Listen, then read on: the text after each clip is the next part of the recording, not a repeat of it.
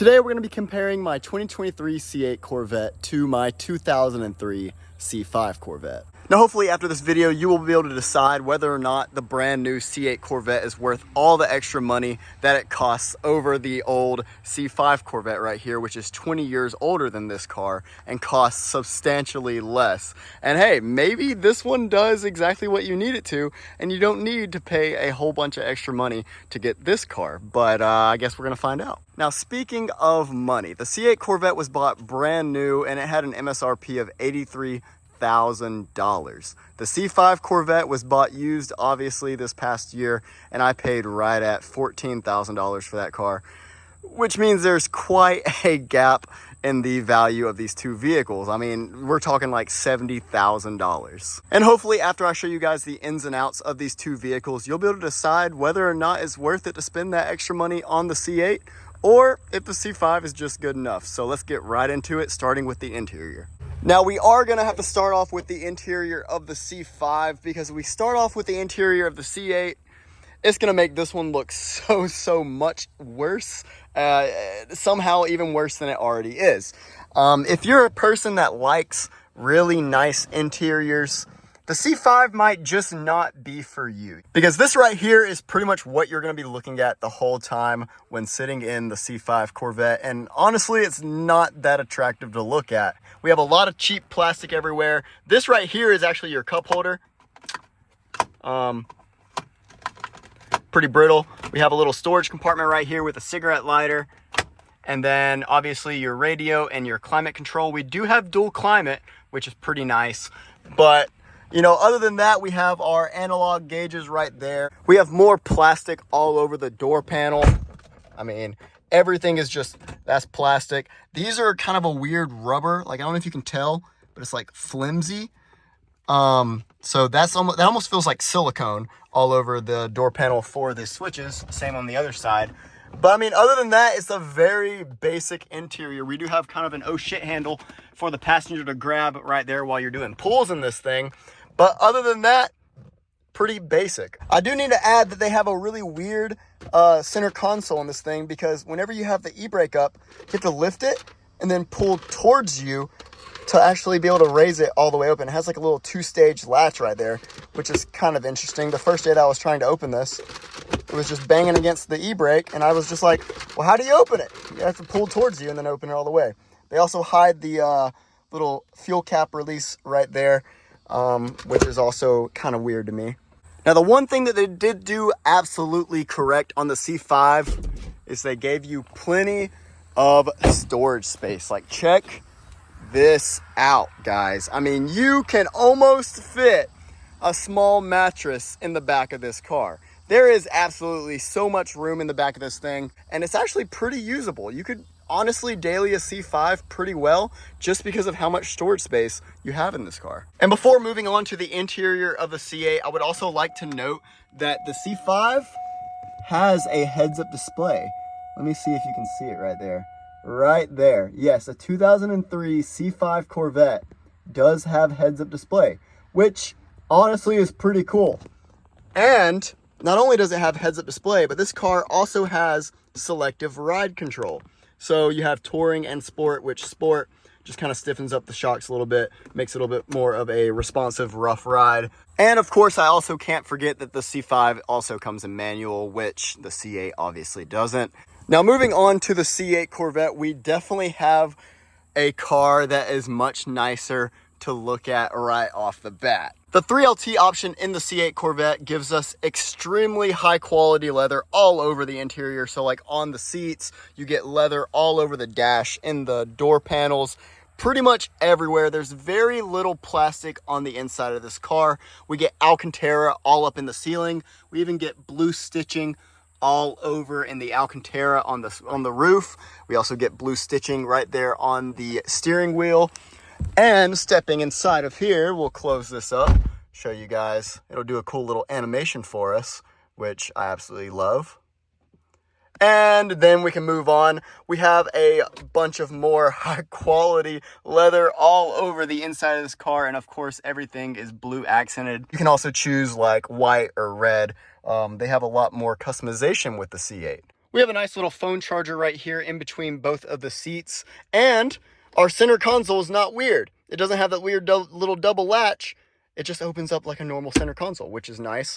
Unlike the C5, we have 2 cup holders, not just 1. Obviously, there's no manual in the C8, so you put it in park, reverse, neutral, and drive from these little buttons right here. On reverse and drive, you pull up, and the neutral and park are just little presses, and then that's to go into manual mode if you want to just only use the paddle shifters right here while you're driving. All of your AC controls are on this little center stack right here. It might look a little confusing at the beginning whenever you first get into the car, but up here is for the driver and down here is for the passenger. We have nice screens for our infotainment and our gauge clusters. So we'll go ahead and start this car up so you guys can see how they look. So here's our gauge clusters, and yes, they do change with the different drive modes. So this is touring mode, which we'll be driving in most of the time. Then you have sport mode and trek mode. This is your little infotainment, which is pretty basic. I usually just use Apple CarPlay. The actual Chevrolet infotainment is just kind of eh. And the C8 obviously has heads-up display just like the C5, and this is in trek mode. This will be in sport mode, and then in touring mode, this is what the heads-up display will look like. So pretty cool that it changes with each mode. Now, as far as storage space goes, the C8 has way less storage than the C5, but it does have 2 compartments. So first off, we have the frunk, which is up here. You can probably store like 1, maybe 2 bags in the front of this car. And then we also have another storage compartment, which a lot of people don't know, which is back here where the engine is. Let me see, pop it right there. And right behind the motor, you can see we have a pretty decent amount of space back here, but nowhere near the amount that the C5 has. Now, moving away from the interior, let's talk about the drivetrain. On the 2003 C5 Corvette, the stock LS1 motor comes with 350 horsepower from the factory. It's made it up to a T56 manual 6-speed transmission, which is also a great transmission. The engine and transmission in these cars are absolutely phenomenal. Now, mind you, this car does have a BTR Stage 3 cam in it, making this car actually faster than the C8 just by a little. It barely beat it in a roll race. Now, as far as the drivetrain in the C8 Corvette, this 6.2 liter V8 makes 495 horsepower. It's made it up to a Tremec 8-speed dual clutch transmission that is sitting somewhere like right below that. Unfortunately, the C8 transmission is just not as reliable as people were hoping. While it is a very fast, reactive, and amazing driving experience whenever it's working, the C8 transmission, honestly, I think they're just failing randomly. So in my honest opinion, I would not own a C8 Corvette without an extended powertrain warranty just because of the transmission and how likely they are to fail. Now, I'm not really going to talk about the exterior of the car all too much. It's pretty basic. The C5 is honestly just really round. It has a lot of round edges everywhere. It has a cool little vent right there. But other than that, it really doesn't look anything insane. And then obviously the C8 is just like some kind of weird looking spaceship in comparison to the little round C5 right there. It has very sharp edges everywhere, huge vent in the side and all that. Obviously they went mid-engine with the C8, so it looks quite a lot different. So I guess it's really just up to you guys on whether or not you like the whole fake supercar look that the C8 got going on, or you like the old school front engine layout of the C5. And now I'm going to start them both up and let you guys hear how they sound.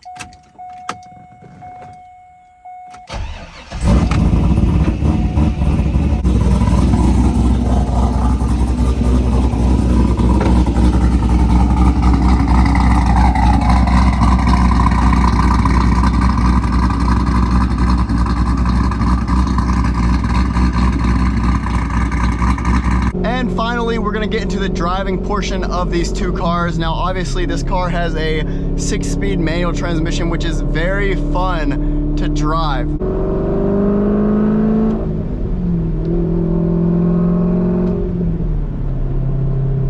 Obviously, the C5 Corvette is a lot more of a raw feeling than the C8 Corvette. You're gonna have a lot more like noises, you're gonna have a lot more bumps, you're gonna feel the road way more. The steering is not nearly as responsive as the C8. In fact, it's fairly loose, I will say that. But I think having a manual transmission and pop-up headlights kind of makes up for that.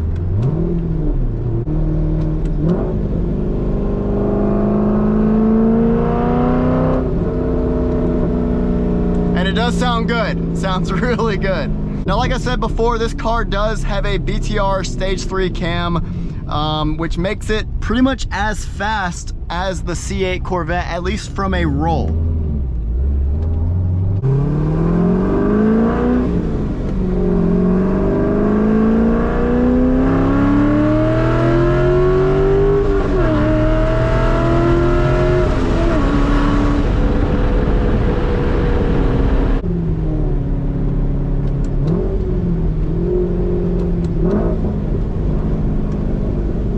The C5 Corvette is not going to handle nearly as well as the C8.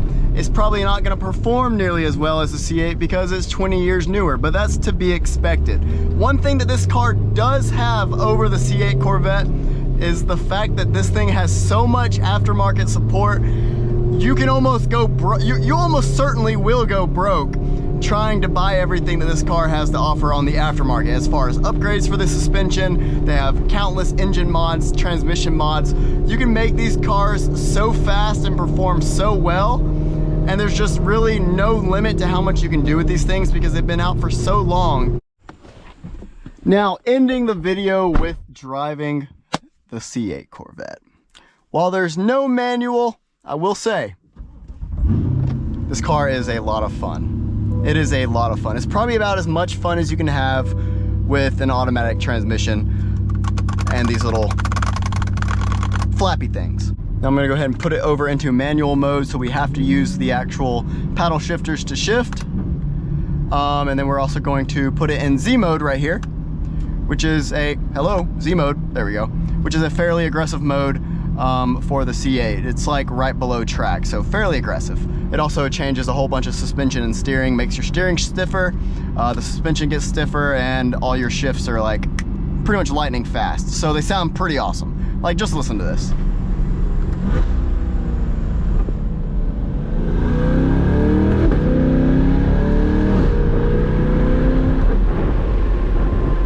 Now the C8 is obviously a lot more refined in here. It has a nicer interior. The ride is a lot nicer in like touring mode and whatnot with the suspension off. So like in this mode right here with the suspension on the softest setting, you don't really feel the ground. You almost feel like you're riding in a Cadillac, but just one press of the Z mode button or track mode and you're pretty much feeling every single bump in the road. Now, is the C8 Corvette as fun to drive as the C5 Corvette with it being a manual transmission and this one just having paddle shifters? I honestly don't think that this one is as fun to drive as the C5, but it's very, very close. The transmission in this car, while it may not be the most reliable thing, it is so great. Like, it really is great. Whenever it works, it is just so awesome and satisfying. And if you're not gonna have a manual transmission, you need to have a transmission in these cars that makes the actual driver feel connected with the vehicle. And I think Chevy actually did that with the C8. And it sure is fast.